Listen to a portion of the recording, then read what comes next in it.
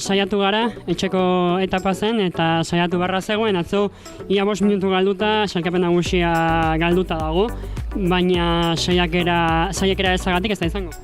Bueno, bai bihar, atzo denbora asko galdu genuen, baina sailkapen nagusia ez dago bukatuta azken egunera arte, eta saiatuko gera noski sailkapen nagusia bilatzera, hori da gure helburua, eta horren bila jungo gea, edozer gauza egingo dugu, bihar saiatuko gera, eta azken egunera arte ez da galduta egongo, baina bueno. Girkila ongora jodezu, eta hor modu batera eginda lasterketa, gero Lezaunen Elizarragan, demora hartzen joan zarete, karranpak izan dituzu ere, hor sufritu duzu, hor pixkat beldurrakin etapa hor galtzen zenuela.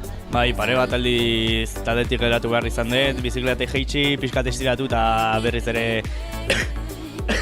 bizikletan igo eta taldea rapatu, baina bueno, ez dugu amore eman ez da momentu baten, eta bueno, azkenen aurreko taldearekin bigarren postuan sartzea lortu dut.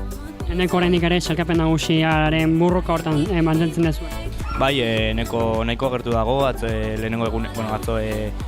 lehenengo taldean sartu zen, eta bueno, berarekin argi dago, berarekin sailkapen nagusia asaltatzen saiatuko gea, eta dena bi etapa geratzen dira, eta dena emango dugu. Zorionak. Eskerrik asko.